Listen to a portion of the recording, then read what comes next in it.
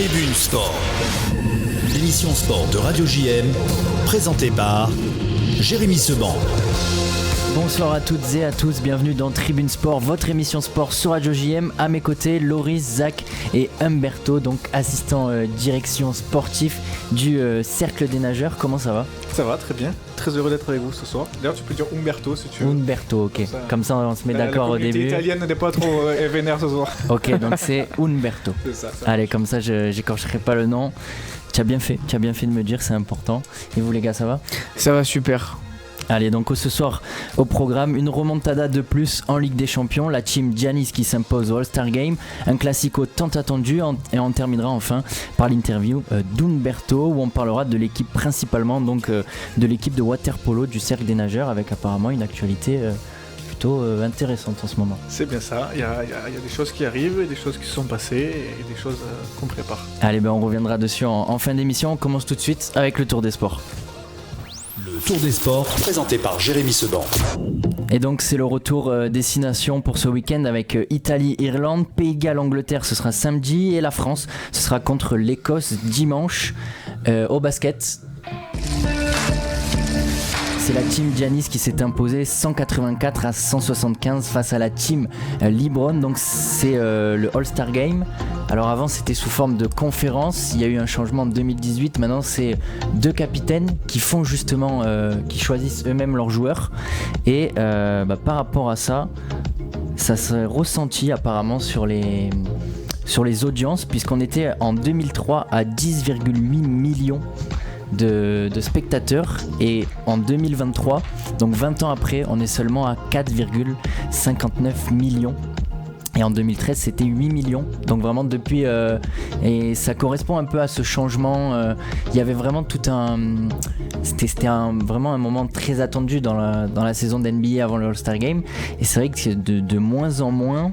Est-ce que Zach, toi je sais que tu suis beaucoup le basket, est-ce que tu penses que ce changement là, le fait qu'il n'y ait plus les conférences, ça joue beaucoup ça ? Oui, et puis je pense qu'il y a beaucoup les noms, souvent les mêmes noms qui reviennent aussi du coup, parce qu'il y a beaucoup aussi de gens qui sont, même s'il y a des votes, les joueurs sont, ouais, c'est sous forme de vote, ouais. etc. Mais tu sens quand même, c'est des équipes copains, et avant t'avais vraiment quand même de l'enjeu et de la rivalité. Et là, t'as un peu moins ce côté presque sportif, c'est vraiment du show pour... C'est ça, ouais. Ouais, c'est ce qui est un peu... Il y a beaucoup de gens qui mettent l'accent dessus, qui disent que justement, maintenant c'est que du show, déjà que c'était beaucoup avant. Là, on a perdu cet esprit de compétition. Donc, qu'est-ce que tu en penses, toi, Humberto, par rapport à ça ? C'est vrai que tu disais bien qu'en fait, avec la confrontation Est-Ouest, il y avait quand même un petit truc territorial et les gens étaient, je pense, attachés à ça, et ça faisait un peu plus guéguerre que là où c'est un retrouvement de copains qui s'amusent ensemble, et quand on voit le score, on se comprend qu'il n'y a vraiment pas beaucoup de défense et tout est fait pour mettre des paniers. Donc est-ce que c'est ce que les gens veulent ? Déjà que les championnats réguliers, il y a de plus en plus de scoring. À voir s'il faut changer la formule. Et par rapport à ça, peut-être une des solutions serait peut-être de faire, quand on voit aujourd'hui le nombre de joueurs qui ne sont pas américains, qui sont en dehors, par exemple en Europe, peut-être faire Team US contre le reste du monde, un truc comme ça pourrait être peut-être redonner un peu de peps. En tout cas, je pense que on en parlait pas mal pour la Coupe Davis, je crois qu'il fallait renouveler. Je pense que maintenant on a dépassé les années 2020. C'est des compétitions ou des événements qui ont lieu depuis très longtemps. Je pense qu'il faut venir changer un peu ces formats. En tout cas, l'idée de mettre deux capitaines, apparemment ça fonctionne. Je pense que ça a fait son temps, quoi. Je pense que c'était bien pour une fois, mais je pense que le répéter, je pense pas que ce soit la bonne solution. Bon, encore est-il que c'est la team Giannis qui a remporté ce match. Maintenant, ski. Et en biathlon, c'est l'équipe de France qui est donc championne de relais chez les hommes. Tennis. Et Novak Djokovic a battu le nombre de semaines passées au sommet du classement. Donc il vient de passer devant Steffi Graf avec plus de 377 semaines en tête du classement. Je crois que ça représente plus de 7 ans. Donc c'est tout simplement monstrueux. J'ai l'impression à chaque fois, c'est toujours le même débat, mais on ne sait pas où il va s'arrêter. Là, Il a égalé donc le nombre, le nombre de grands chelems avec Nadal. Là franchement on se demande ce qui peut l'arrêter en fait, tout simplement. En fait, ce qui est fou, c'est que j'ai l'impression. Là, je vais avoir 27 ans, j'ai l'impression qu'il a toujours été là, quoi. Il a toujours été là, et il y a eu Federer, il y a eu Nadal à côté de lui, il y a Murray qui est passé. À chaque fois, on se disait, bon, peut-être c'est fini pour lui, et au final, il revient, et il est encore au top, donc c'est assez impressionnant, et je pense qu'on s'en rend pas compte, mais il va rester pendant longtemps dans l'histoire. C'est ça, ouais. Et il est plus jeune aussi que les deux autres, là, ils sont vraiment, eux, sur le déclin. Enfin, Roger, il a carrément arrêté, Nadal sur le déclin, il est plus jeune, et... Enfin voilà, la longévité qu'il a, c'est tout simplement incroyable. Il y a aussi à Marseille en ce moment l'Open 13.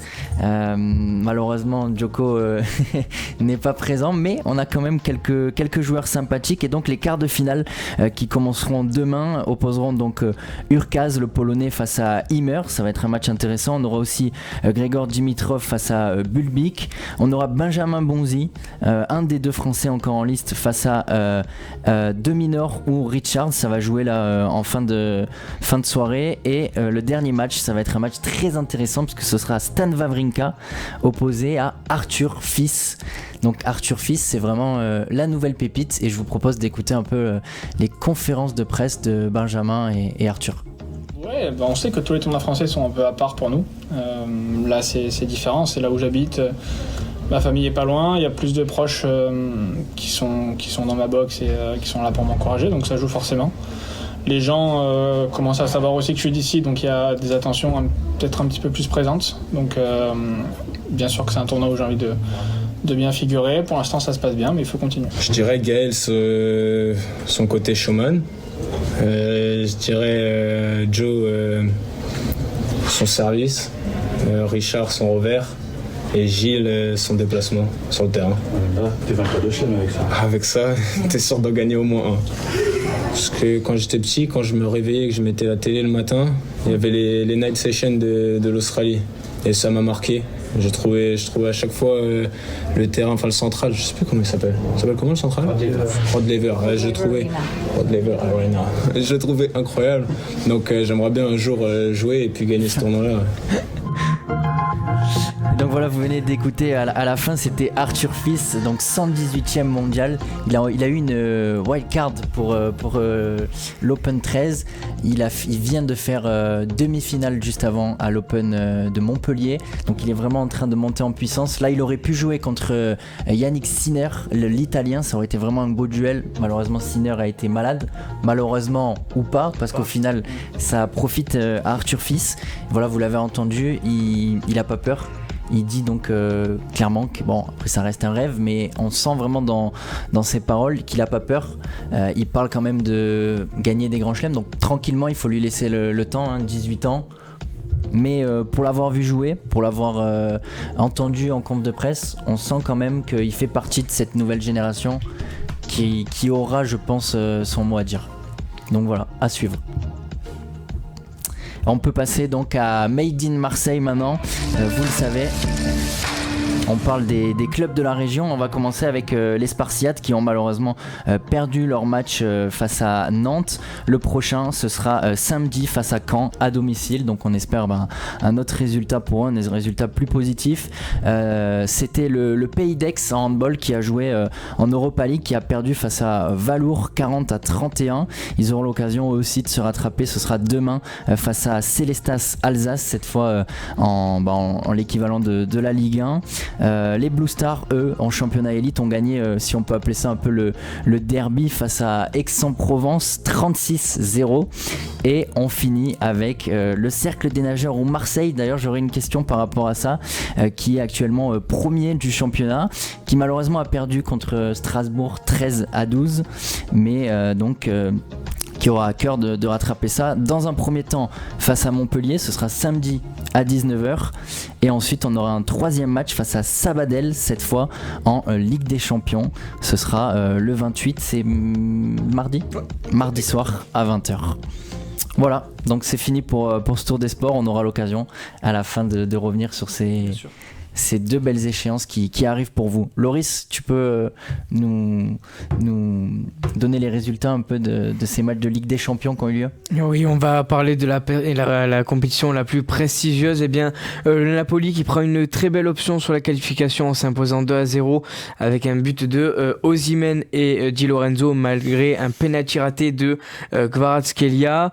Le Real Madrid, encore une soirée magique à Anfield après être mené 2-0.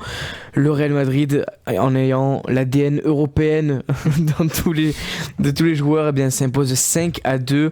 Un doublé de Vinicius Junior, un doublé de Karim Benzema, un but d'Eder Militao.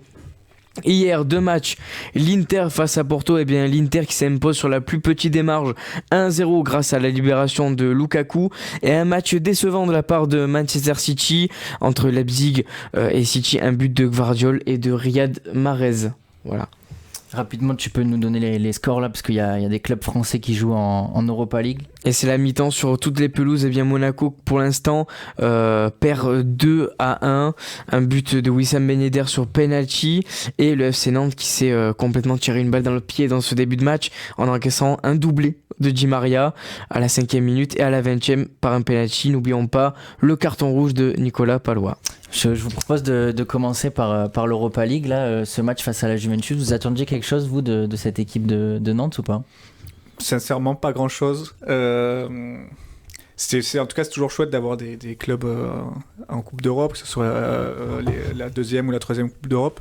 Mais je voyais pas trop Nantes faire quelque chose, même si la Juve est une Juve très méforme, on va dire, cette année, et qui monte pas, qui est pas le reflet de ce qu'elle a pu être ces 10 dernières années. Mais donc, j'attendais pas grand-chose de Nantes. Après, une surprise, c'est toujours agréable, mais pas grand chose de la part. En vrai, la surprise elle a eu lieu au match aller au final. Aller, ouais. Quand tu fais 1-1 à l'extérieur, c'est vrai que c'est un peu du coup décevant parce que tu te dis tu fais 1-1. Bon, le match n'est pas fini, hein. Attention, on le sait dans le football, même s'il y a le carton rouge, etc. C'est jamais fini. C'est 90 minutes, même de plus en plus de 90 minutes. Ça semble quand même 2 buts, Nantes il revient à 2 buts. Ça repart, mais bon. Possible. Mais bon, ça reste la Juve derrière. En plus, Di Maria, avec ses doublés, il a l'air en forme. Le but qu'il a mis aussi, la pépite. Donc, compliqué pour Nantes par rapport à Monaco, si ça en reste là. Pour l'instant, c'est quoi? C'est 4-4. Monaco, c'est 4-4 là actuellement. Ouais, donc même si ça en reste là, c'est pas fini. N'oublions pas encore. que les buts à l'extérieur n'existent plus. Ouais, ça c'est fini. Voilà. Donc penalty, si ça reste là. Prolongation et penalty. Prolongation et penalty. Donc ça va être intéressant à voir cette deuxième mi-temps. En tout cas, c'est un match qui indirectement compte pour l'OM aussi, parce que pour la fin de saison, là, ça va être important. Savoir s'ils vont continuer avec une compétition en plus. À voir. Vous pensez qu'il joue comment, Monaco? Il a joué à fond. Parce qu'il a joué à fond. Ouais, ils veulent. Ils ont même plus la Coupe de France. C'est vrai que ça leur Ils jouent sur 2 tableaux là tranquillement comme l'OM. Ils peuvent se le permettre en plus. Ils peuvent se permettre. Ouais. Puis ils ont un effectif assez profond quand même.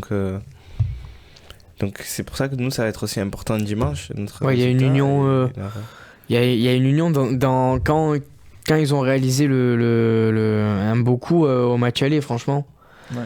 Et quand tu vois qu'il y a une unité en fait qui se crée, une unité dans les compétitions européennes, et là il y a un groupe qui vraiment se crée à partir de ce moment-là, c'est surtout dans ces victoires-là.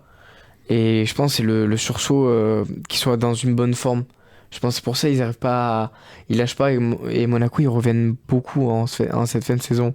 Mais ils vont pas lâcher. Ils font la classique Monaco. Ils font la classique Monaco chaque année. Mais les victoires comme ça, c'est important parce que ça renforce un groupe et ils vont aller jusqu'au bout pour moi. Non, pas au bout de la compétition, mais ils vont se donner. Ils vont se la donner jusqu'au bout. Ouais, c'est vrai que ça peut même pour le championnat au final les aider. Ah oui, tellement. Parce que tu sais, c'est ça, le fait de continuer dans une compétition, surtout en Europe, etc. Ça peut te porter même pour le championnat. Quand tu peux te le permettre au niveau de l'effectif. C'est vrai que s'ils avaient un effectif plus restreint, on aurait peut-être eu un discours différent. En tout cas, ils sont invaincus depuis novembre. Ouais, c'est ça. Incroyable, ok. C'est vrai qu'on pense toujours que les compétitions à côté ça peut fatiguer, mais peut avoir l'effet inverse, ça peut aussi avoir un effet inverse où ça peut vraiment charger l'esprit, toute l'équipe pour donner le mieux de soi, quoi. Donc à surveiller. Franchement, s'ils font quelque chose, tant mieux. Nous on a gagné notre C1 en 93, donc les autres ils peuvent y aller, il y a pas de souci. On reviendra encore plus fort. Et il y a un autre club français aussi qui va devoir se battre face au Shakhtar Donetsk, c'est Rennes qui a perdu 2-1 au match aller. On peut espérer quand même, pour moi, Rennes en Europa League chez eux à chaque fois, dans les moments importants, ça peut se décanter. Bah là, tu parlais de Nantes tout à l'heure. Rennes, tu peux être sûr qu'ils vont avoir leur public derrière. Oui. Surtout là sur le match retour comme ça, où t'as qu'un but d'écart. Donc, en tout cas, ils pourront se servir de ça. J'espère que ça fera un peu plus d'effet qu'à Nantes pour l'instant. Mais ouais, non, pour moi, j'attends de voir. Ça va être en tout cas un match intéressant parce que les deux équipes, ça joue plutôt pas mal en ce moment. Ouais, et puis ce soir, Rennes, c'est un peu plus compliqué là. Depuis, Rennes, c'est un peu plus dur, ouais. Ils avaient bien débuté, là, ça commence à être un peu plus. Mais ils ont gagné ce week-end, non ? Ils ont repris. Ils ont gagné, je crois bien, mais ils ont eu une période où ils commençaient un peu à accuser le coup. Puis ils ont perdu Martin Terrier pour un long moment, et ça fait mal au jeu, quoi. Donc voilà, ça va être un match intéressant à suivre. Et pareil pour eux, pour le championnat, ça va être important. Ça peut être un tournant ce match-là. Donc là, je vois Loris que tu es directement allé sur une autre grosse affiche. Moi, c'est la plus grosse affiche de ces 16e de finale. Et pourtant, j'avais dit la Ligue des Champions, on en parle après. Non, mais là c'est normalement c'est deux équipes qui sont sur une forme quand même de Ligue des Champions, United et Barcelone. Donc 2-2 au match aller, c'était un très beau match, franchement, je me suis régalé. Et là, il y a tout qui va se jouer dans le théâtre des rêves, hein. Donc on va voir vraiment, parce que United, ils ont vraiment... en fait, les deux sont sur une forme... C'est un nuage. Vous avez un favori là pour ce match ? United. Ouais, United. Bon, après, toi, t'es un peu pas très objectif là. Ouais, j'ai pas du tout vu le match aller, donc je sais pas comment ça se passe. Aucune préférence, juste. Un bon match. Ouais, un bon match. Admiratif un peu de ce qu'a fait Xavi à Barcelone, d'avoir un peu repris tout ça. Clairement. C'est un sacré pagaille, et ils ont peut-être une nouvelle pagaille sur les bras, mais bon, on n'est pas là pour ça. Mais et surtout de Rashford en fait. Rashford qui, on n'a jamais trop su ce qu'il allait faire. Et qu'il arrive à exploser comme ça, je suis très content pour lui. Sancho aussi qui réexplose, hein. Ouais. Depuis son retour de son moment, on sait pas ce qu'il y a eu exactement, mais on pense que normalement c'est censé être une dépression qu'il avait. Donc il a été traité aux Pays-Bas. Mais depuis qu'il est revenu, c'est 4 matchs, 2 buts et 2 passes décisives. Donc non, franchement, United, ils ont récupéré beaucoup de joueurs là. Ils ont récupéré Dalot aussi qui revient, Sabitzer. Et le Barça qui perd Pedri et Gavi qui sera suspendu. Donc... Ouais, c'est dur pour eux. Mais tu faisais bien de parler de Xavi, parce que là c'est vraiment un match où c'est plus que deux équipes, c'est deux entraîneurs qui s'affrontent, parce que tu as Ten Hag d'un côté et Xavi de l'autre. Sur deux équipes en reconstruction. Et vraiment où les deux entraîneurs ont vraiment eu un poids important dans cette reconstruction. Donc ça va être intéressant de voir la 2-2. Donc vraiment tout est possible. Ça va être un gros match, je pense. Moi, j'ai une petite pièce aussi sur United, mais bon, c'est tellement ouvert que on verra bien. Je vous propose d'aller donc maintenant, même si c'était une affiche qui normalement a sa place clairement en Ligue des Champions, à la plus prestigieuse donc des compétitions, et de commencer avec ce match, tout simplement cette remontada, comme on l'a dit, une de plus, et donc Liverpool qui gagnait 2-0 avant de se faire totalement remonter. Comment vous expliquez cette remontée ? Est-ce que c'est plus une erreur de Liverpool, ou vraiment le Real, là, pour marquer autant de buts et revenir comme ça, ils ont su reprendre ce match ?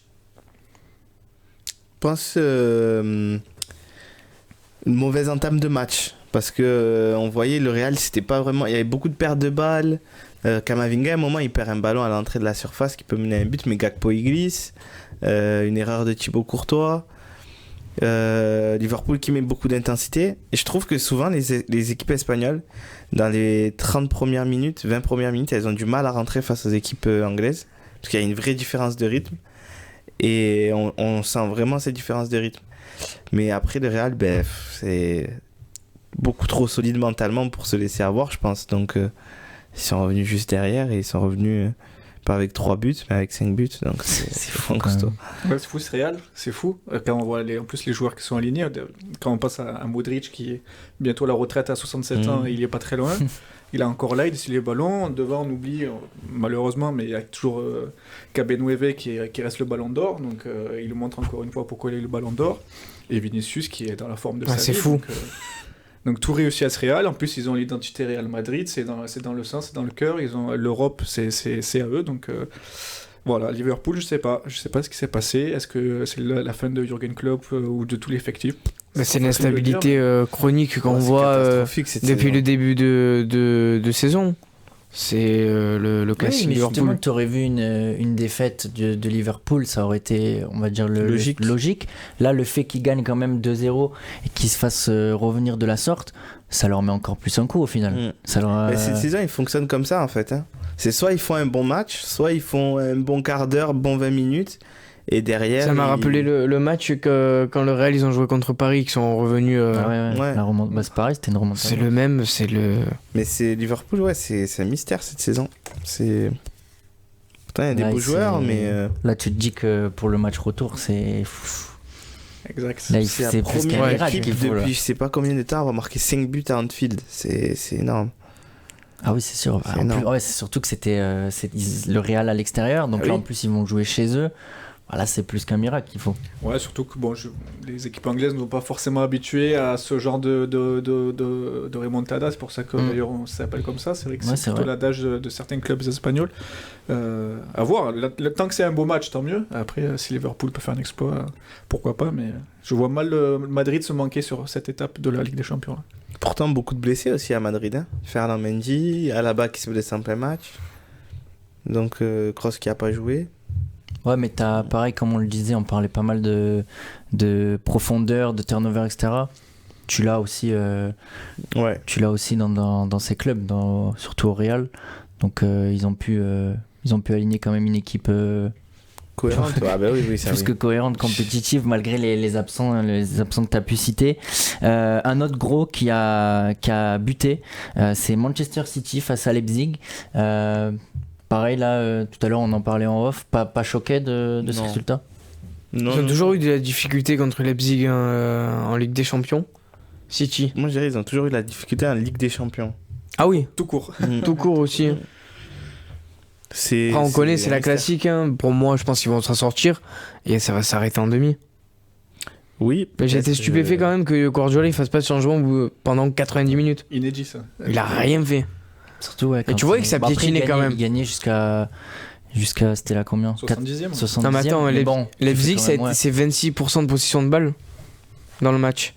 Et Ouais, mais encore une fois, c'est Guardiola, quoi. Possession de balle, pas de changement, invention tactique, et après, tu te prends le revers de la médaille derrière. Après, tu le sais, quand tu joues contre City, si tu cherches à avoir la possession, ça sert à sert à rien. rien. Tu Ouais, rentres même ça- pas sur le terrain. Tu n'as pas besoin. Tu mets un bloc bas, t'attends d'avoir le ballon, et puis tu essayes. Mais bon, c'est vrai que là, quand même, c'était à l'extérieur. Donc, bon, City à domicile, ça devrait le faire. Mais on en parlait tout à l'heure, quand même, les joueurs là qui sont à Leipzig, ce groupe qui est en train de se construire, Très belle équipe, hein. c'est de plus en plus. Puis les gens qui tombaient sur Haaland, j'ai pas trop bien compris. C'est-à-dire mais, qu'ils tombaient. je sais pas si vous l'avez vu ce matin, il y a plein d'articles, etc. Bon, c'est un classique, mais comme quoi, après hier, c'est vrai qu'il fait pas un bon match, Qu'il a pas et qu'il est su, pas ouais. servi, mais qu'il est pas intégré dans le collectif. Apparemment, même les joueurs n'apprécieraient pas son style de jeu. bon, le mec, il a il est à mis 35 buts, du matchs. match, C'est un peu le débat qu'on a depuis qu'il est là. C'est-à-dire qu'avant, il jouait sans neuf. C'est un peu le neuf qui vient, donc ça Exactement. chamboule un peu le schéma tactique. Mais bon, en même temps, tu peux rien. Il plante un doublé au match retour et il va dire quoi? Terminé. Après, c'est vrai qu'il y a une comparaison qui est intéressante, c'est que dans les matchs à enjeu, vraiment, il n'y a pas de but. Il marque contre Arsenal, Il a pas de but clé, tu veux il n'a dire? pas de but référence, quoi. Après, qu'est-ce que je veux lui Il en met dire? tellement. Non, mais c'est marrant parce que Mbappé, on le critique pour le reste. Et bon, sur les buts références, on peut rien lui dire parce Le mec, qu'il est là à il est- chaque fois. Mais les gens qui ont plus. Qui vont critiquer Mbappé vont te dire que Haaland est monstrueux, et ceux qui te critiquent Haaland vont. Donc c'est un débat qui C'est est. un débat sans fin. Mais c'est vrai que. Après, je pense que c'est plus un problème de fond chez City, c'est qu'ils ont du mal à jouer avec un joueur de ce profil-là. Je pense vraiment qu'il ne rentre pas dans le collectif du style de jeu de City. Pourtant, ça marche quand bien. même. En tout Oui, cas, ça c'est- marchait c'est plus quand même au début de saison. Ça marche, mais dans certains styles de match, j'ai l'impression. Ah. Sur des Oui. matchs comme ça, c'est Ok. où il faut qu'il touche plus le ballon parce que tu as un bloc qui est beaucoup plus haut, etc. C'est plus. ils vont moins lui donner le ballon que même hier. Je crois que la stat elle est marquante, c'est que t'as quasiment pas de centre.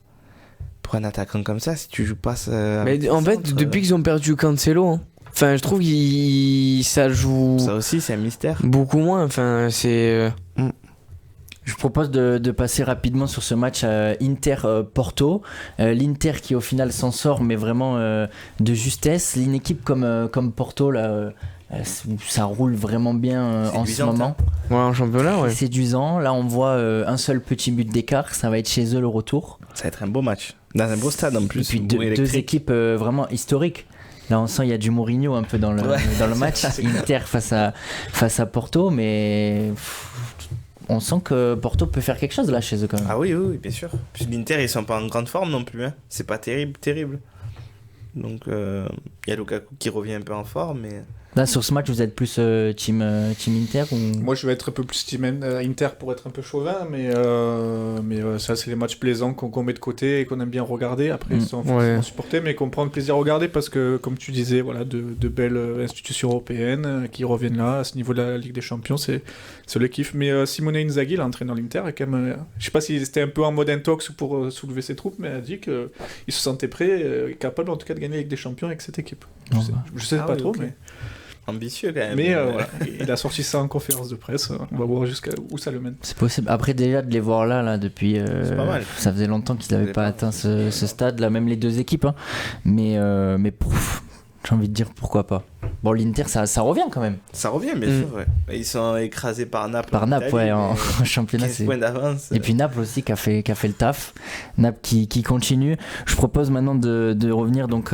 De faire un bond en arrière, 14 février, puisqu'on n'a pas eu l'occasion d'en parler, il n'y a pas eu l'émission la semaine passée, mais on va se la Saint-Valentin, Jérémy ? Ouais, c'était ça. Okay.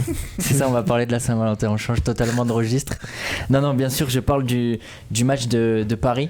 Rapidement, puisqu'ils vont avoir, pour faire la transition avec aussi ce classico qui arrive, Paris donc qui a perdu face au Bayern 1-0. S'il va avoir le classico, derrière le retour face au Bayern, est-ce qu'on n'est pas sur une des semaines, enfin ça peut être un peu plus qu'une semaine parce que c'est un peu plus loin le Bayern, si on peut dire les 15 jours vraiment charnière de ce PSG. On en parlait il y a 2 semaines, comme quoi le calendrier il allait être lourd. Donc on n'avait pas encore le résultat. Abordé Monaco, Bayern. C'est ça. Donc, là on en reparle où tu as la victoire de l'OM. Tu as la victoire de l'OM. Paris a perdu. Monaco, ils ont réussi à revenir. Et ils perdent le Bayern. Et Paris perd le Bayern. Donc maintenant on en revient là et on se dit que c'est 2 matchs vraiment super importants pour eux. Là, ça va être une semaine compliquée. Hein. Ça va être les prochaines semaines vont être très compliquées et ça va être un casse-tête surtout pour Galtier parce qu'il n'a pas non plus énormément de solutions avec tous les blessés qu'il y a. Donc ça va être très particulier. En vrai, là, si tu demandes à un supporter de Paris s'il doit choisir entre les 2 matchs, lequel il préfère gagner, il va choisir. Je pense qu'il y a la Ligue des Champions quand même, mais tu perds 2 fois contre Marseille. Dans une saison. Championnat où l'OM revient à 2 points. Et but. Costaud. But, alors que but. But du Bayer Leverkusen contre Monaco, qui repasse devant. Okay. Donc un but de retard, c'est ça, sur la double. 5-4. C'est une grosse confrontation quand même. Ça, c'est un beau match. Mais par rapport à Paris, là, c'est... Comment on explique On a l'impression que c'est la même histoire. Tous les ans, c'est la même histoire. Tu as ce passage où ils sont moins bien, ils arrivent avec des champions. Ils perdent le match et tu sais pas ce qu'ils vont faire après, ou ils le gagnent et derrière la remontada. Il y a vraiment quelque chose qui tourne autour de ce club qu'on a du mal à expliquer. Je sais pas s'ils vont passer le Bayern, je sais pas s'ils vont passer l'OM, mais il y a quelqu'un en tout cas qui doit avoir la tête en feu. J'imagine que c'est Galtier. Est-ce que même lui il a envie de rester? On pourra jamais le savoir, mais est-ce que c'est déjà le clap de fin pour lui au Paris? Ça peut aller très vite, surtout là-bas on sait que ça va vite. Après la question c'est surtout qui tu prends derrière. Il y en a qui rêvent de Zizou, il y en a qui Ils ont parlé du retour de Tuchel. Donc bon. Moi vraiment honnêtement d'extérieur, parce qu'on n'est pas supporter et puis bon quand même on suit quand même le football en général, mais vraiment là de ce que je vois c'est que il y a une fin de cycle. Un peu, ouais. Une fin de cycle générale, vraiment de cette ère qatari qui a tout essayé. Alors je parle, voilà, si ça fonctionne pas, parce que Paris peut quand même revenir. T'as quand même Mbappé qui va pouvoir faire la différence. Je parle pour le match de Marseille, mais aussi face au Bayern. Mais tu sens que, en fait, ce qu'on voit un peu, ce que je ressens, c'est on a tout essayé. On a pris les plus grandes stars, on les a mis ensemble. Et au final, même ça marche pas. Et tu sens qu'ils sont un peu... là, ça va être compliqué, parce qu'on parle de centre de formation derrière, de beaucoup d'argent investi. Mais est-ce que vraiment tu peux changer ? Ils ont essayé avec Galtier de faire un changement, de plus prendre une grosse star. Apparemment, ça, pour l'instant, ça fonctionne pas non plus. Donc tu te demandes un peu. En fait, tu fais le résumé. Campos, il arrive, il fait pas véritablement un grand mercato avec de véritables noms. Qui aurait fait, je pense, du bien à Paris de pas trop intégrer de stars, on va dire encore. Mais par rapport à ça, vas-y, je te laisse finir. À part Messi, mais recrutement de Vitinha, qui est un jeune joueur à fort potentiel, et que ce mec il va exploser il fait une très bonne saison. Vitinha, un peu irrégulier, mais ça va. Carlos Soler, Fabien Ruiz, voilà, c'est pas des noms non plus à faire sur un terrain de Paris quand tu vois l'effectif. Oui. Mais, et là, on voit que ça commence à être un peu une catastrophe industrielle. S'ils se font fait sortir de la Coupe de France, championnat c'est compliqué.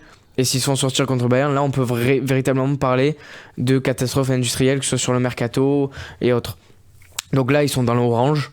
Ça fait longtemps qu'ils sont dans l'orange. Mais le rouge, il est vraiment pas loin. Si déjà ils se font bousculer peut-être contre nous dimanche. Et après, s'ils se font bouger contre le Bayern, ça va être très très compliqué. Surtout que ça mène à quoi ? Ça va mener à l'affront des supporters. Déjà, il y a déjà une fronde. C'est déjà le cas. Galtier, sur la sellette. Logiquement, c'est la succession naturelle. Et Campos, ça va à un moment donné, ça va se tourner contre lui, c'est sûr. Oui, le vent, il va vite tourner. Après, les recrutements de Soler, Vitinha, etc., c'est intéressant parce que c'est un changement de politique de. Complètement. C'est ça, c'est que tout le monde critique. Ok, c'est un cran en dessous. Mais malgré tout, ça reste des joueurs qui sont titulaires dans pratiquement dans la plupart des clubs de Ligue 1. Ça reste quand même dans tous les clubs de Ligue 1 même. Ouais, c'est ça. Même si en Ligue des Champions, ok, on peut se dire que c'est un peu en dessous. Le truc, ça excuse pas. Non, ça excuse pas, mais le truc c'est pas suffisant. Ouais, mais tu la vois la cohérence dans le recrutement de cet été ? Oui, franchement, je la vois. En vrai, oui, je trouve avec le milieu de terrain où tu avais un faible. Tu renforces le milieu de terrain, mais tu renforces le milieu de terrain. Carlos Soler, c'est pas le même qu'à Valence. Voilà, c'est ça. Ça, c'est le problème par contre. C'est que les joueurs qui arrivent ne sont plus les mêmes. C'est pas le même, il était très fort à Valence. Parce que tu leur laisses pas la place. Est-ce que vous avez vu la vidéo où Vitinha, au lieu de faire la passe à Neymar, il a fait sur un autre côté. Et le mec, il le pourrit, mais il insulte et tout. Quand tu veux qu'un gamin qu'un mec comme nous de 20 ans, 21 ans, Vitinha, il soit dans un élément de confiance et de développement assez sain, si déjà t'as 3 mecs devant qui te font aucun effort et qui en plus quand tu lui mets une passe il te tue, tu peux pas être heureux et bien te développer footballistiquement. Et je pense que c'est là où ça pêche pour Galtier. Tu lui enlèves les 3 de devant, t'as des égos surdimensionnés, tu lui laisses que Mbappé, tu lui enlèves Messi, Neymar. Je suis sûr qu'il te fait un truc cohérent. Mais avec des jeunes fou qui de bossent. se dire, parce que c'est ce que je voyais aussi là, il y a beaucoup de supporters ou même de gens qui sont en train de parler et qui disent il faut virer Messi, il faut virer Neymar. Mais c'est des caprices de riches. La solution ce serait ça. Et aujourd'hui c'est ce qui se dit. Mais ils viennent en maison de retraite, ils viennent prendre leurs sous. Est-ce que c'est des mercenaires les gens qui viennent Ramos. Quand vous étiez au stade contre Paris, vous avez dû voir l'échauffement de Messi. Mais je pense que tout entraîneur, il voit un échauffement comme ça, que ce soit Messi ou pas, je pense qu'il rentre et il se bat avec lui sur le terrain. C'est pas que l'échauffement, Messi, c'est même sur le terrain. C'était une catastrophe. Ah, mais tu veux dire quoi ? Tu peux rien lui dire. Bah, tu l'enlèves. Et il t'a fait un bon match, il t'a apporté un truc. Non, mais tu sais, il y a pas que le sportif qui rentre en compte là. Et c'est ça le problème à Paris. C'est que je te jure que même à Paris, le problème c'est qu'il n'y a pas que le sportif qui rentre en compte sur le terrain là. Il fait une belle saison. Je trouve pas qu'il fait une belle saison. Là, c'est un peu plus compliqué, mais le début de saison, il était incroyable. On prend le débat Messi, Ronaldo, etc. D'accord. Ten Hag, il est arrivé, ça n'a pas marché avec Ronaldo. Qu'est-ce qu'il a fait ? Giclé. Et qu'est-ce qui se passe maintenant ? Mais est-ce que ce pari-là, il préfère ? Je suis d'accord. Mais par contre, je trouve que Messi, sur son début de saison, il était quand même. Tu peux le voir même au niveau des stats. Mais il préparait la Coupe du Monde. Non, mais regarde, vrai. dans la C'est vrai que le stratégie. post-Coupe du Monde, c'est vrai que Je suis c'est désolé, plus mais t'es difficile. un joueur du standing de Neymar. Et les gens ils vont te dire oui, il a le droit de s'amuser, etc. D'accord, ok, il a le droit de s'amuser, d'accord. Qui fait une soirée poker jusqu'à 2h, 3h du matin et qui s'enchaîne un McDo derrière. Qui fait une soirée jeux vidéo jusqu'à 2h du matin à 2 jours avant Lille. Ou 1 jour avant Lille.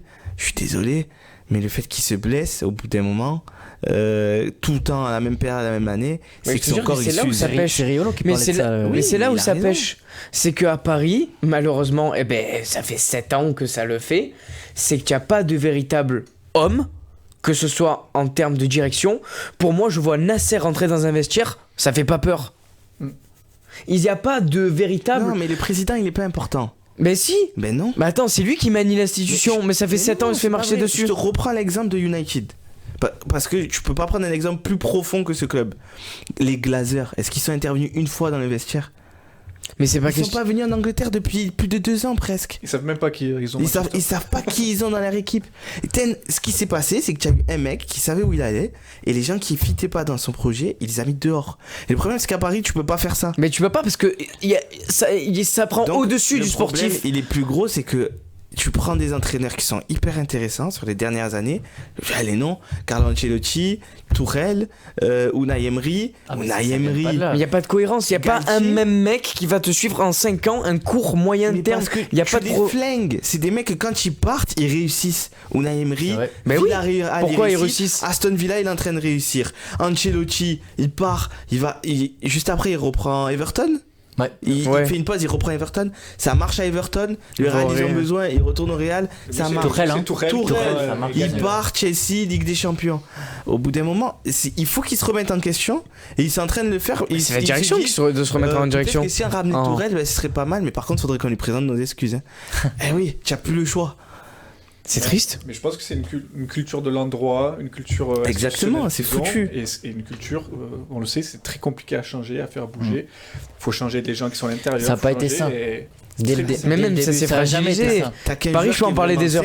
C'est Mbappé et faut arriver quand même à se dire que le mec en conférence de presse, c'est le mec de 24 ans qui te dit ça, qui remobilise. Il faut penser à bien manger et à bien dormir. C'est Mbappé qui a dit ça. C'est un mec qui remobilise. Mais je peux en parler des heures de Paris sur le problème profond qu'il y a. Mais il y a un truc qui est beaucoup plus profond que le sportif. Ça s'est fragilisé au niveau de la structure déjà. Le départ de Jean-Claude Blanc qui est parti à Ineos à Nice, et je pense que Nice dans 2 ans il va exploser. Au niveau de tout, il y a un projet qui est pharaonique. Mais Paris c'est plus profond, et tu vois qu'il n'y a plus la culture on va dire football, il n'y a plus rien. Enfin, il y a pas depuis qu'ils sont là. Mais non, elle y est plus, elle a disparu. Là tu sens même dans la stratégie le discours des vrais, je te parle des vrais supporters, qui demandent une chose, c'est c'est ça qui se dégage, et de retrouver des joueurs qui ont envie de mouiller le maillot. Des gens qui connaissent le club. C'est fou quand même. Des gens qui connaissent le club à Paris. On disait quoi quand tu voyais Hérault, on l'a fait gicler parce qu'il faisait TB et il croyait que c'était une entreprise. Et là, Paris, c'est un peu la même. Putain, un autre truc qui est fou aussi, c'est que tu as un directeur sportif qui est à Paris et qui en même temps, il est consultant du recrutement. Qui est directeur sportif du Celta Vigo aussi. Donc au bout d'un moment, t'as des mecs qui sont là pour travailler et ils peuvent pas travailler parce qu'ils se dispersent sur plein d'autres trucs, sur plein d'autres projets. Même tu comprends pas même l'organigramme de Paris en soi. Je le comprends pas, moi. Je l'ai vu la dernière fois. Ils ont pas réellement de directeur sportif attitré. Dans la vidéo de Molina, tu parles ? Oui, mais ils ont pas véritablement de directeur sportif attitré. Un mec qui va bosser nuit et jour. Là, tu as un conseiller. C'est-à-dire que Campos, il conseille le Celta Vigo, l'AS Roma. Tu vois pas que il y a pas véritablement. Là, c'est vraiment court terme.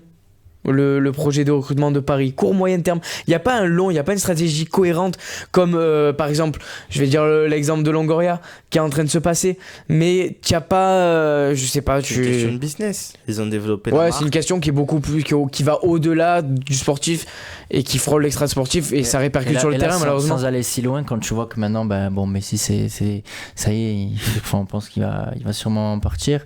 Neymar, c'est 31 ans maintenant. Donc, C'est 31 ans. Non, même plus. Il a flingué Non, sa carrière en venant à Paris. Ouais, peut-être, je crois que c'est sais ça. plus. Là, on peut le dire, je pense qu'il a Donc, ça véritablement commence- ça flingué sa commence carrière. vraiment à faire. Sur valeur marchande, c'est beaucoup moins, même s'il savait que l'objectif c'était pas de faire une plus-value sur lui. Mais donc voilà, les joueurs ils commencent à avoir un certain âge. On sent vraiment une. Enfin, ça va être très intéressant là à voir comment ça va se L'été, passer il va être fou, je pense. cet été. Attention à voir, il reste quand même là, il y a eu 15-0 face au Bayern, donc c'est pas du tout fini.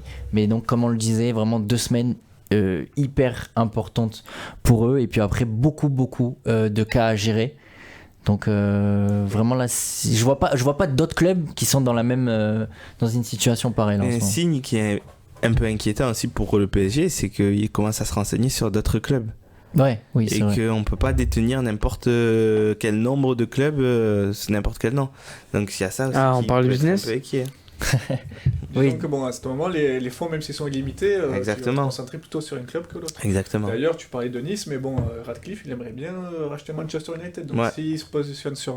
Mais le sur, Qatar, c'est trop sur solide. Man U, Comme Nasser, hein, qu'est-ce qui qu'il fera, aimerait bien qu'est-ce qu'il racheter fera de Nice United après, aussi. on sait pas quoi. Le Qatar, c'est trop solide. Il y a trop d'avantages, même pour les Glazers. Ça va au-delà. Le Qatar, ils ont su dire bon, ben, vous venez faire du business un peu dans notre pays. C'est pareil que l'Arabie De toute façon, Saoudite. Le Glazer, ils ont mis à vendre, donc. Oui, mais pour moi, je suis les Glazers.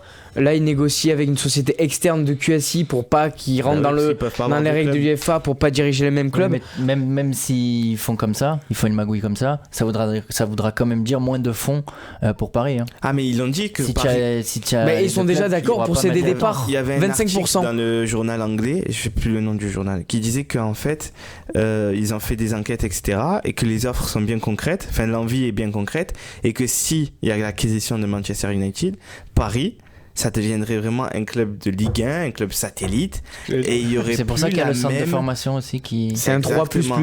Il y aurait plus la même envie d'aller chercher des stars. trophées, des Et, puis, stars, et c'est etc. possible, ça peut se faire en un mercato la Ah, mais transition. ah oui, mais c'était. Il faudrait se mouiller la nuque, mais ça peut. Ah, mais ça va faire très mal à la un, tête. à la je pense, rigueur hein. 2 maximum. Mais je peut pense que ça être pourrait très faire du rapide. bien, tu vois. Ils se remettent un peu les pieds sur terre. Donc c'est pour ça que là, encore une fois, je me répète beaucoup, mais ces 2 matchs, vraiment Bien très importants, parce que je pense quand même, ça va dépendre de cette saison. Je pense Oui. que même pour les dirigeants, il n'y a pas encore de décision prise, ça va dépendre jusqu'où ils vont aller. Mais on sent, vraiment pour la Ligue des Champions, on sent que c'est la dernière, quoi. La dernière chance un peu. Parce qu'après, qu'est-ce que tu veux faire ? Qu'est-ce que tu veux faire de plus ? C'est ça le Là, truc. ils peuvent plus rien jouer en plus. C'est un peu ça, l'idée. Donc on va se recentrer un peu sur l'OM donc pour ce classico. On a beaucoup parlé de Paris, là on leur a fait une tribune, on a assez parlé de ce club. On va revenir sur le nôtre qui fonctionne vraiment vraiment bien. Est-ce que vous sentez vraiment objectivement, je parle, qu'on peut faire la passe de 2, ou est-ce que Écoute, je vais Paris rien dire. va venir 3 affamé. Je vais rien dire parce que la dernière fois on a dit Nice on gagne. Ouais. Je bois mais je dis rien. On dirait rien. Moi, j'ai envie d'y croire, mais en même temps, j'y crois pas. On y croit. On passe à la suite. Mais je rigole. On y croit. Enfin, j'y crois en tout cas. Mais Ben là c'est ça un va pas être le même renversement. match. C'est un renversement. Ils avaient pas Mbappé Là, au c'est match ça. aller. Ouais, déjà, On n'a pas Mbappé. notre meilleur joueur là. Voilà. Si tu veux, c'est même pas vraiment le fait que les 2 joueurs en plus, c'est les 2 moteurs. C'est moteur moral, moteur physique, moteur. Mbappé, devant, il déclenche, il mène son équipe, et derrière, t'as Kipembe qui connaît l'enjeu et qui va faire de ces joueurs des aboyeurs. Hein. Ouais. Ça va être la vraie différence. Ça. Ça me paraît impossible que ça soit le même match. Déjà, ça serait vraiment bête de la part du Paris Saint-Germain de se présenter de la même manière. Et comme tu l'as très bien dit, il y a 2 joueurs qui rajoutent, surtout un, qui peut faire vraiment toute la différence. Surtout quand nous, on sait qu'on a un jeu où il y a beaucoup d'espace derrière, on se découvre assez facilement. Vu la vitesse où il court, Kylian, ça va aller très vite derrière.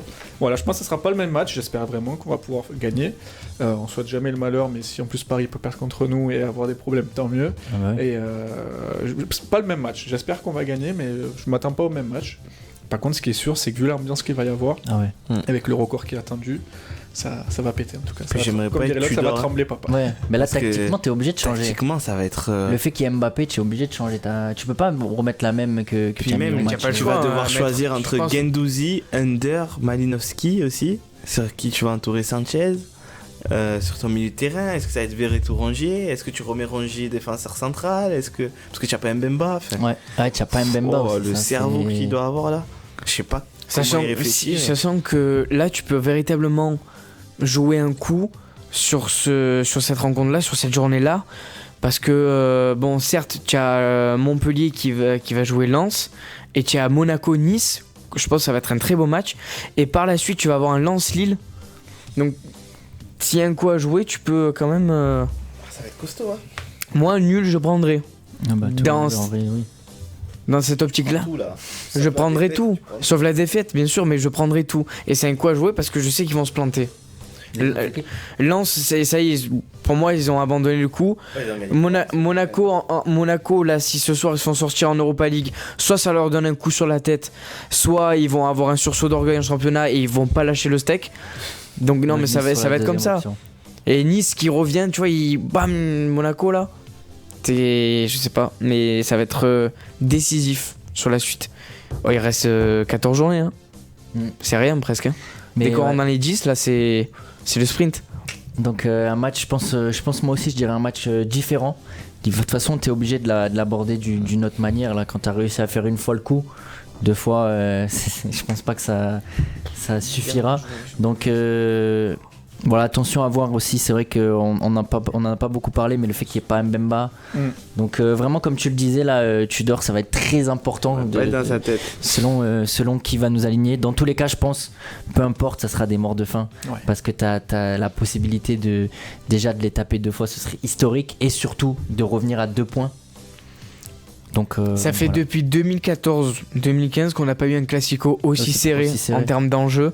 Eux ils étaient à 59 points, nous 57. C'est sous les Bielsa, quand ils étaient champions d'automne. Ouais, c'est ça. Ouais. Donc à voir, et puis après on aura ce match face à Annecy qu'il faut pas oublier. C'est pour moi pour moi aussi le plus important. Il est fou, même si ce match, l'affiche ne fait pas totalement rêver, mais ce match il va être fou parce que après moi je veux dire, il y a le joueur de l'OM qui pense qu'on est déjà en demi-finale, je le fais pas jouer. Déjà. Ouais, donc ça va être faire attention. Et tu as un pied en demi. Tu as le Stade de France, il est là. Genre. C'est la plus grosse affluence des 8e de finale. Tu as Lens-Nantes, il y en a un le tenant du titre ou l'outsider, on va dire, de la compète. Je sais pas si c'est nous l'outsider de la compète de Coupe de France, mais non. À part Lens. Là, plus maintenant. Il y a Lyon aussi. Auxerre, Lens, Nantes, Toulouse, Rodez et Lyon-Grenoble. Près de Lyon, tu sais qu'ils vont passer aussi. Et Lyon, s'ils tombent contre nous, ce sera une autre paire de manches. Hein, parce que Lyon, on a toujours difficile. Pour l'histoire, on joue Toulouse. Pardon, toujours Lyon. Rebelote. Donc ouais, non, c'est vrai que l'émission de la semaine prochaine, elle va être croustillante. Là, avec les deux, on aura les 2 résultats. Voilà. Ah ouais, donc, ouais. Grosse semaine là pour l'OM et un très gros match dimanche. Donc voilà, on sera tous derrière eux. On va passer maintenant donc au cercle des nageurs avec Humberto, puisqu'on a l'occasion de te recevoir. Est-ce que déjà tu peux commencer par nous parler un peu du cercle des nageurs dans son ensemble, parce que c'est vrai qu'il y a une équipe de water-polo, mais il y a aussi le côté natation classique. Donc est-ce que tu peux nous en dire plus? Bien sûr, donc le cercle des nageurs de Marseille, institution importante de Marseille, puisqu'on a fêté nos 100 ans en 1921. On n'est pas nombreux à avoir 100 ans à Marseille. Il y a l'Olympique de Marseille, il y a nous, il y a le SMUC, je crois, qui cette année fête aussi leurs 100 ans. Donc ça vaut son pesant d'or, ça veut dire quand même qu'il y a de la stabilité, que les choses sont bien faites. Avant tout, association sportive, puisqu'on fait de la natation et du water-polo. Un peu plus connu forcément pour la natation, puisque c'est là où on voit les médailles, surtout les dernières médailles qu'on a eues avec la team Manodou, Fabien Gillot et tout le reste. Mais on a œuvre aussi de faire des belles choses en water polo, et on travaille aussi pour que ça soit un peu plus reconnu, que ça soit ici à Marseille, en France, et développer un peu le water polo. Et le cercle, ensuite, c'est aussi un endroit très particulier, un lieu de vie où les gens se retrouvent, les familles, les amis. Et c'est un lieu vraiment très particulier, je pense quand même cher à Marseille, très attaché au territoire, là où il est à Marseille, et qui a à cœur de faire briller Marseille dans la France et dans le monde. Pour revenir un peu plus centré sur le water polo, petite question, comment on doit appeler l'équipe? Parce que je vois dans les classements, c'est Marseille, c'est aussi le cercle des nageurs. Du coup, c'est quoi concrètement? Alors, on va dire que nous, c'est le cercle des nageurs de Marseille. Okay. On dit souvent le cercle comme raccourci. On dit le cercle. Ouais. Après, on est très fiers de représenter Marseille, donc on peut dire Marseille. Après, ça dépend si on veut prendre le classement et en lisant plutôt les villes qui sont associées. Donc, on va y avoir Tourcoing, Strasbourg, Montpellier. Ou est-ce qu'on va prendre les noms dans leur entité complète? Donc, Montpellier Water Polo, Team Strasbourg, etc. Donc, c'est un détail. Marseille, le cercle. Quand vous jouez en Europe, c'est le cercle des nageurs, Marseille. Oui, le cercle des nageurs de Marseille. Ouais, ok, ouais. En fait, c'est un détail, c'est juste un nom. Ouais, c'est juste un nom, mais c'est important de quand même rester associé à Marseille. De représenter Marseille. Vous êtes en première division depuis un moment? Ça fait longtemps? Ouais. Ça fait longtemps. Donc la première division de water polo, qui est une ligue qui se veut, on va dire, semi-professionnelle, dans le sens où toutes les équipes, les joueurs qui vont participer à cette compétition sont des joueurs professionnels, ils vivent de ça. C'est beau, je trouve, de pouvoir vivre de sa passion, de son sport, mais là, c'est pas encore structuré vraiment comme une ligue professionnelle comme on pourrait l'observer peut-être sur le hockey comme la Ligue Magnus, sur le rugby, sur le foot, qui sont des mondes à part, mais qui ont construit petit à petit. Donc première division de water polo, c'est pas mal d'années. On a maintenant 39 titres de champion de France de water polo. Ah oui. Depuis l'année dernière. On verra cette année si on passe le cap des 40. On a gagné en janvier dernier la 11e Coupe de France aussi, qui s'appelle désormais le trophée Pierre Garceau, qui était un grand ancien joueur de water polo. Et on a aussi été un peu comme l'OM, la première équipe à gagner une Coupe d'Europe. C'est pas la grande Coupe d'Europe, c'était la petite, entre guillemets, c'est l'Eurocup, qui est la deuxième division, comme on dirait la Ligue Europa au football. Mais très fier de l'avoir remporté, puisqu'on est les seuls actuellement en France à l'avoir fait. C'était une très belle chose. Et maintenant, on se bat en Ligue des Champions pour essayer de la remporter, la vraie, entre guillemets. Donc ça, c'était en 2019, c'est ça? En 2019, c'est donc ça. C'est récent. Ouais, c'est assez récent. Donc il y a un palier qui a été franchi avec cette victoire ou... Un tout petit peu avant 2019. Ouais, il y a un accent qui a été mis sur le water polo, sur l'envie de faire briller le club. On a la chance d'avoir une bonne formation, donc tout ça est venu on va dire dans cette belle recette où ça a fait émerger une belle équipe, et avec les résultats qui suivent, donc les résultats entraînant les résultats, entraînant des meilleurs joueurs. Du coup on se dit si on alloue un peu plus de budget que l'année précédente pour augmenter cette équipe, et c'est ce qui se passe actuellement. Justement, c'est bien que tu parles de la formation. C'est quoi la place des équipes jeunes? Est-ce que au niveau du recrutement, vous favorisez la formation, ou est-ce que, comme tu parlais de budget alloué, ça va être pour aller chercher des joueurs? Non, on mise beaucoup sur la formation. On mise beaucoup sur la formation à Marseille, que ce soit celle de Marseille, même la formation française. Là, je pense, je les ai sous les noms en plus, mais on a beaucoup de joueurs issus de la formation du cercle dans l'équipe. Il y a Michael Bodega qui est maintenant un peu plus ancien. Il y a Hugo Crouzillard, Chaco Vanessian, Romain Marion Vernou, Thomas Vernou, Mathias Olivon. Voilà, c'est des joueurs qui constituent notre équipe, qui sont issus de la formation marseillaise, et qui en plus représentent la France maintenant, donc jouer avec l'équipe de France, donc ça nous tient à cœur. C'est très compliqué de former, parce que on n'a pas un bassin très large, on n'a pas une pyramide très large à la base, il n'y a pas beaucoup de personnes qui connaissent le water polo, qui sont intéressées pour le water polo, qui se disent ok, je vais inscrire mon enfant au water polo. Donc on travaille beaucoup sur ça, sur le démocratiser, et essayer d'élargir cette base, et après de faire du bon travail avec nos entraîneurs pour les former. Et après on mise aussi sur la formation française, pour deux raisons. L'une, c'est parce qu'on a très à cœur d'avoir des bons joueurs français et de nourrir cette équipe de France. Nous, on a vraiment dans l'ADN les Jeux Olympiques, donc si on peut envoyer le plus de sportifs possible aux Jeux Olympiques, et en plus de l'équipe de France, c'est notre vraiment credo. Et parce que aussi il y a une limite, un peu comme c'est fait, là c'est un peu moins visible, mais de joueurs de GIF, comme dans le rugby, donc jeunes issus de la formation française.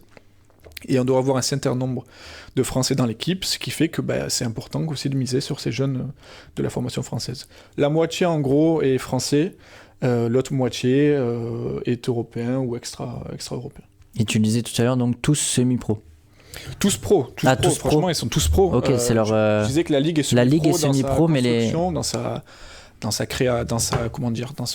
manière d'être, mais après tous les joueurs sont pros. D'accord, donc on est professionnel. Exactement. D'accord. De water polo, des poloistes vivent de leur polo, ils s'entraînent 2 fois par jour, ils ont la compétition le week-end, la semaine. Voilà, c'est un beau métier de sportif sérieux qui demande du temps et de l'engagement. Donc tu disais en France une ligue qui est plutôt semi-professionnelle. Dans les autres pays, comment ça se passe ? Alors, j'ai pas vraiment les notions de structuration, mais dans les autres pays, c'est vraiment totalement différent. Je pense à l'Italie qui est très proche de nous, où le water-polo est très connu. Ils ont une très belle équipe nationale, les gens suivent, les gens savent ce qui se passe. Il y a une belle ligue professionnelle. Un tout petit peu plus loin, tous les pays, on va dire, de l'ex-Yougoslavie, qui ont une très très grosse culture water-polo aussi. Serbie, Hongrie, Croatie. Monténégro, Croatie. Là, ça devient presque le second sport national. Il y a toujours le foot qui est là. Et derrière, il y a ces équipes de water-polo qui font venir un nombre incalculable de personnes. Il y a des images en Grèce aussi, qui est un peu plus loin, mais il y a des images où des fois on voit ces gymnases de basket Grèce, ils supportent avec tout le les monde. fumigènes. Là, pareil, au bord de la piscine, on parle de l'Olympiakos par exemple. Tu arrives dans la piscine, ils ont des fumigènes, tu es au bord de l'eau, il y a du clapping de fou, c'est des ambiances de fou, et c'est très important pour eux. Et de ce fait, beaucoup plus d'enfants font du water polo, donc ils ont une très très bonne formation et ils ont des super joueurs après. Donc c'est vrai que se battre contre ces cultures-là, on se bat pas contre la culture, mais on essaye de s'en inspirer. On sait qu'on n'a pas les mêmes moyens, mais c'est inspirant et on essaye de faire pareil. Donc en Europe, vous jouez des clubs comme ça Cette année par exemple, là j'avais le groupe. Malheureusement cette année en Europe c'est un peu plus compliqué pour nous. On a eu un groupe assez difficile. Ça fait 2 ans qu'on arrive à se qualifier pour les playoffs. Donc ils appellent ça le Final 8. Il y a 2 poules de 8 qui s'affrontent en aller-retour. Et les 4 premiers de chaque poule s'affrontent sur un tournoi le temps de 3 jours qu'ils appellent le Final 8. Un peu comme ce qui s'était passé en Ligue des Champions, l'ère Covid, exactement pareil. Ça fait 2 ans qu'on y est. Cette année, ça a l'air un peu plus compliqué, mais par exemple, cette année, on s'est battu contre Brescia, une équipe d'Italie, Belgrade, 2 équipes de Budapest, Hongrie, qui a une très grosse culture water polo, une équipe de Berlin, une équipe de Croatie, Jug, et là, mardi, donc une équipe espagnole. Il y a de tout. Il y a des Espagnols, des Grecs, des Croates. Et nous, on est la seule équipe française en Ligue des Champions actuellement. Et donc pour le championnat français, ça se passe comment ? C'est sous forme de play-off aussi ou... Championnat français, une phase régulière. Actuellement, on est 9. Donc on a 16 journées à effectuer. À l'issue de ces 16 journées, les 4 premiers, donc c'est tout nouveau, c'est cette année, on va le tester, donc je ne sais pas encore ce que ça va donner. Les 4 premiers partent en play-off. Et les play-offs vont s'organiser d'une manière un peu particulière. Va être organisé 3 tournois. Un tournoi chez le 3e, un tournoi chez le 2e, un tournoi chez le 1er, qui réunit ces 4 équipes et qui s'affrontent, ils appellent ça un round robin, donc tout le monde s'affronte une fois. Et à l'issue de ces tournois, il y a un classement, et ce classement fera office de classement final de play-off et donc de champion de France. Un peu compliqué. Donc c'est innovant, ouais. On attend de voir ce que ça va donner. Jusqu'à présent, c'était des play-offs classiques. Les 6 premiers finissaient en play-off, quart, demi-finale. En aller-retour, ce qui donnait un peu de suspense. Là, c'est ces formes de tournoi. On va voir ce que ça va donner. Actuellement, vous êtes premier du classement. C'est quoi l'objectif là pour cette saison en championnat et en Coupe d'Europe où tu disais que c'était un peu plus compliqué? C'était quoi l'objectif en début de saison et c'est quoi l'objectif là pour cette Alors pour nous, au niveau national, chaque année, c'est être champion. Vraiment, ça nous tient à cœur d'être champion parce que de toute façon, si on n'est pas performant au niveau national, difficile de pouvoir prétendre être performant au niveau international. Et on est le premier, on a eu notre première défaite. La défaite contre Strasbourg dimanche a été notre première défaite depuis 3 ans. Ça fait 3 ans qu'on n'avait plus eu de défaite. J'avais noté la date, c'était exactement depuis le 26 novembre 2019. Okay. Donc c'est le genre de petite claque qui des fois te remet un peu sur le droit chemin et ça va être chouette de voir la réaction de l'équipe. On souhaite la gagner. Pour l'instant on est premier, on a 2 points d'écart avec le deuxième qui est le Cercle 93, une équipe où il y a plusieurs villes qui ont fusionné du côté de Noisy, qui ont fait ce club là qui marche très bien. Et au niveau européen, l'objectif chaque année en tout cas c'est de participer à ce Final 8. Cette année ça a l'air un peu plus compromis, mais comme on sait le sport, on ne sait jamais ce qui peut arriver, surtout sur les confrontations des autres équipes. Donc quoi qu'il arrive, de toute façon c'est dans l'esprit du cercle, on va rien lâcher, on va se battre sur chaque match, on va voir ce que ça donne. Mais on a à cœur de briller aussi au niveau européen. L'objectif Final 8, l'objectif au fond du cœur, c'est quand même de gagner la coupe d'ici peu. Je ne sais pas comment ça sera possible, mais d'abord Final 8 et ensuite gagner cette coupe-là. Question un peu différente. Comment on fait pour être poloiste? On fait d'abord de la natation et après il y a un choix qui se fait, ou est-ce que c'est vraiment différent de nager et de jouer au water polo? C'est une bonne question. Il y a, on va dire, deux philosophies un peu pas qui s'affrontent, mais qui existent. Il y en a une où on dit faut que le petit fasse du water polo très tôt, vraiment du water polo spécifique, dès 8, 7, 9 ans, faire du water polo spécifique. Comme ça, il a tout le temps d'apprendre son bagage technique de water polo, être un bon poloiste.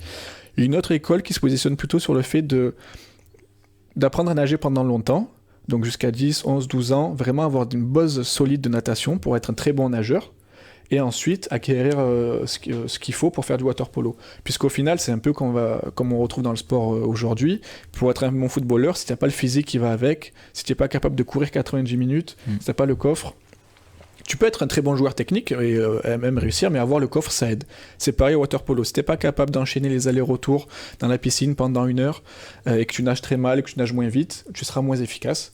Donc là, on fait un peu le pari d'avoir une base solide de natation et vers 10, 11, 12 ans, un choix de spécialisation. Soit on est plus pour la natation, soit on est intéressé par le water polo et on va aller vers le water polo et apprendre tous les gestes spécifiques du water polo. Ça commence par le fameux rétropédalage. Il faut imaginer les jambes des poloistes comme des turbines, comme des hélices qui leur permettent de rester à niveau et des fois de sortir. Et ensuite tous les gestes avec la balle et les autres mouvements spécifiques. Pour parler un peu plus des matchs, donc là vous avez 2 rencontres de prévues, une face à Montpellier. C'est ça. C'est ça la première, et après ce sera en Coupe d'Europe face à l'équipe espagnole, c'est ça? Exactement, donc ce samedi 25 février contre Montpellier,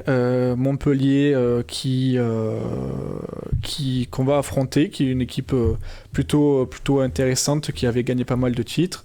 Le match est à 19h, j'en profite pour les auditeurs, on a un petit code promo, vous pouvez aller sur notre billetterie du cercle, vous la trouverez rapidement, et le code promo c'est Amos 250223. Amos comme l'école avec qui on a un partenariat pour ce match. Tu m'as devancé. Je te laisse finir. Et le match du 28 février, donc une belle rencontre en Ligue des Champions à 20h cette fois-ci contre une équipe espagnole qui est on a égalité de points avec elle en plus, donc c'est l'occasion vraiment de venir supporter le club pour arracher cette victoire et donner un peu de peps à cette campagne européenne. Donc ouais, pour les matchs, vous travaillez avec justement avec les écoles. Ouais. Justement, Amos qui vous aide à la préparation, c'est ça? On collabore avec Amos maintenant depuis 2 ans où les licences 3 viennent intervenir sur ces matchs-là, chacun avec différents groupes pour qu'ils découvrent la réalité de l'organisation d'événements sportifs et ils voient comment ça se passe, que ce soit la partie logistique ou la partie accueil des spectateurs. Et à cette occasion-là, on a mis un peu l'accent sur ce match-là avec les étudiants pour leur donner l'occasion d'exprimer un peu tout ce qu'ils ont appris sur ce match. Et c'est pour ça qu'il y a ce beau partenariat et ce code promo, donc Amos 250223, pour venir voir ce match tranquillement. Mais voilà, donc si vous êtes étudiant et que vous voulez... Non, c'est valable pour tout le monde le code promo. Tout le monde. Pour tout le monde. Donc même Exactement. si vous n'êtes pas étudiant, vous voulez aller soutenir l'équipe ou tout simplement découvrir parce Bien que sûr. Souvent dans les sports comme ça, on va découvrir. Mais c'est sympa de faire avec les écoles comme ça. Il y a aussi... les Spartiates qui font beaucoup de choses avec les BDE, tout ça, donc c'est vrai que ça amène du monde, de la jeunesse, donc c'est une bonne chose. Donc voilà, si vous êtes intéressé, vous avez noté Amos 250223. Parfait, exactement. Et donc voilà, les dates, c'est samedi 25 février, 19h contre Montpellier, mardi 28 février, 20h contre Sabadell, une équipe espagnole en Ligue des Champions. Voilà, vous avez toutes les informations. Merci de votre écoute, merci à vous les gars, merci à Sacha aux commandes, merci Umberto, tu vois, je voulais faire bien et je me suis trompé. C'est pas grave. Merci Umberto d'être venu nous parler du cercle des nageurs et plus particulièrement de l'équipe de water polo. C'était un plaisir de partager ce moment avec vous. Rendez-vous semaine prochaine, même jour, même heure, à jeudi prochain et plus que jamais, allez l'OM. Radio JM.